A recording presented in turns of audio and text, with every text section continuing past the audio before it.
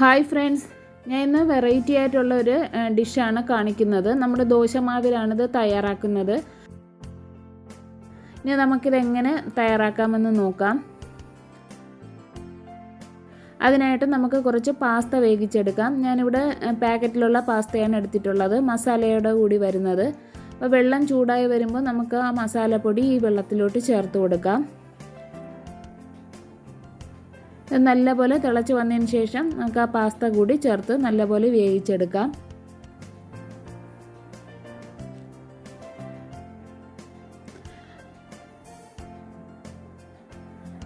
ഇതിൽ കുറച്ച് പാസ്തയും ഞാൻ സോസേജും ചേർത്താണിത് തയ്യാറാക്കുന്നത്.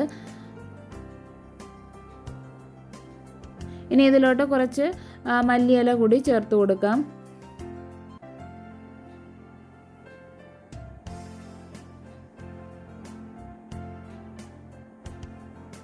ഇതിലോട്ട് നിങ്ങൾ ഉണ്ടെങ്കിൽ മാത്രം മതി, കുറച്ച് പാസ്ത സോസ് കൂടി ചേർത്ത് കൊടുത്താൽ കുറച്ചുകൂടി ടേസ്റ്റ് ആയിരിക്കും. ഞാനിവിടെ 1 ടേബിൾ സ്പൂൺ പാസ്ത സോസ് ചേർക്കുന്നുണ്ട്.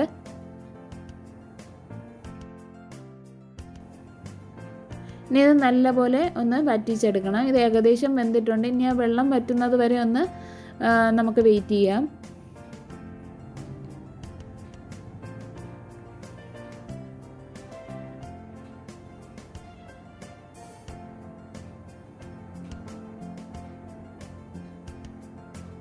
ഇത് അവധി ദിവസങ്ങളിലൊക്കെ ഇത് തയ്യാറാക്കാൻ പറ്റുള്ളൂ. കുട്ടികൾക്കൊക്കെ നല്ല ഇഷ്ടപ്പെടും. പാസ്ത ഇവിടെ റെഡി ആയിട്ടുണ്ട്. നമുക്കതൊരു പ്ലേറ്റിലോട്ട് മാറ്റി വയ്ക്കാം.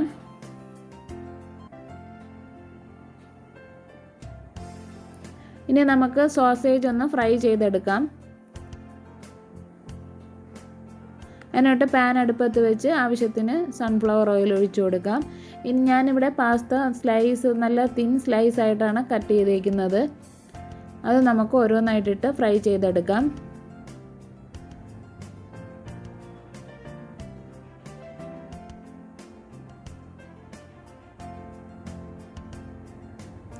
ഒരുപാടങ്ങ് ഡീപ്പ് ഫ്രൈ ഒന്നും ആക്കണ്ട. ഇത് നല്ലപോലെ ഒന്ന് ഫ്രൈ ആയി വരണമെന്നേ ഉള്ളൂ.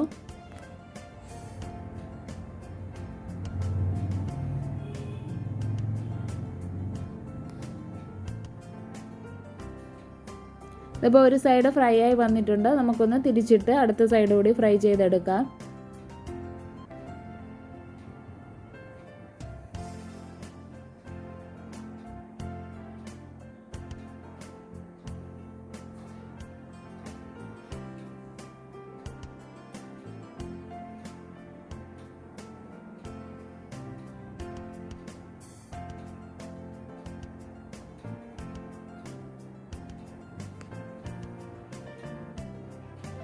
ഇത് പെട്ടെന്ന് ഫ്രൈ ആക്കി എടുക്കാൻ പറ്റും.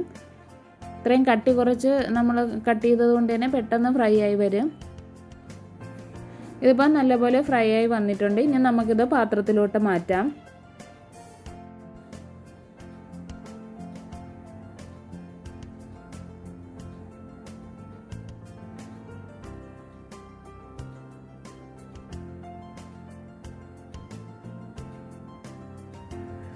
ഇനി ഇതിലോട്ട് കുറച്ച് ക്യാപ്സിക്കം വേണം. അത് ഞാനിവിടെ കട്ട് ചെയ്ത് വെച്ചിട്ടുണ്ട്. കുറച്ച് മല്ലിയിലയും ചീസ് ഉണ്ടെങ്കിൽ കുറച്ച് ചീസ് കൂടി എടുക്കാം.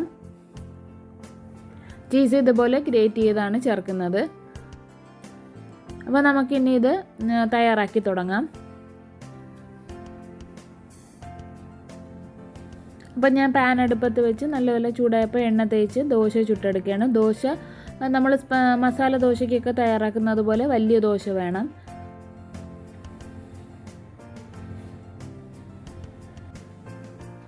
ഇത് ഹെവി ആയിട്ടുള്ളൊരു ബ്രേക്ക്ഫാസ്റ്റാണ്. ഒരാൾ 1 or 2 ഒക്കെ കഴിക്കത്തുള്ളൂ. പിന്നെ കുട്ടിയൊക്കെ ആകുമ്പോൾ വെറൈറ്റി ആയിട്ട് ഉണ്ടാക്കി കൊടുത്താൽ അവർ കഴിക്കും.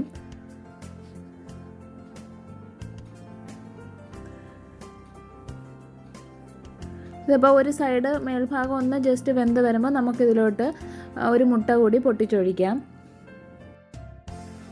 ഇനി ഈ മുട്ട ആ ദോശയിൽ ഫുള്ളൊന്ന് സ്പ്രെഡ് ചെയ്ത് കൊടുക്കാം.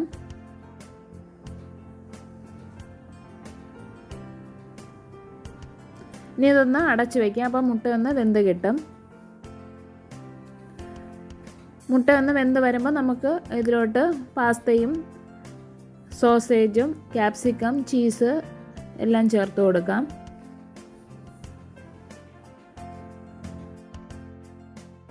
അപ്പോൾ ഇതെല്ലാം കൂടി അതിൽ വെച്ച് ഒരു 2-3 സെക്കൻഡ് ഈ പാനിലെ ചൂടിലിരിക്കുമ്പോൾ നമ്മുടെ സ്പാനിഷ് മസാല റെഡിയാകും.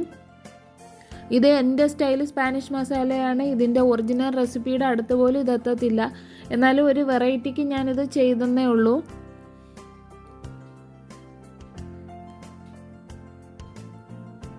ഇനി നമുക്കിത് പാത്രത്തിലോട്ട് മാറ്റാം. പാത്രത്തിലോട്ട് മാറ്റുമ്പോൾ ആ മസാലയൊന്നും പുറത്ത് പോവാതെ സൂക്ഷിച്ച് മാറ്റണം.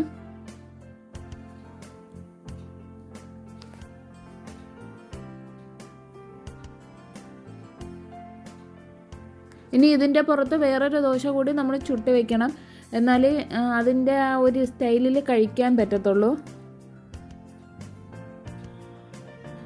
ഇതിപ്പോൾ നമുക്ക് റോൾ ചെയ്ത് വേണമെങ്കിൽ കഴിക്കാം, അല്ലെങ്കിൽ സാധാ ദോശ കഴിക്കും പോലെ എല്ലാം കൂടി മിക്സ് ചെയ്ത് കഴിക്കാം.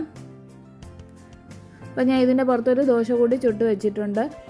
അപ്പോൾ നമ്മുടെ വെറൈറ്റി ആയിട്ടുള്ള ബ്രേക്ക്ഫാസ്റ്റ് റെഡി ആയിട്ടുണ്ട്. റെസിപ്പി ഇഷ്ടമായാൽ എല്ലാവരും ചെയ്ത് നോക്കണം.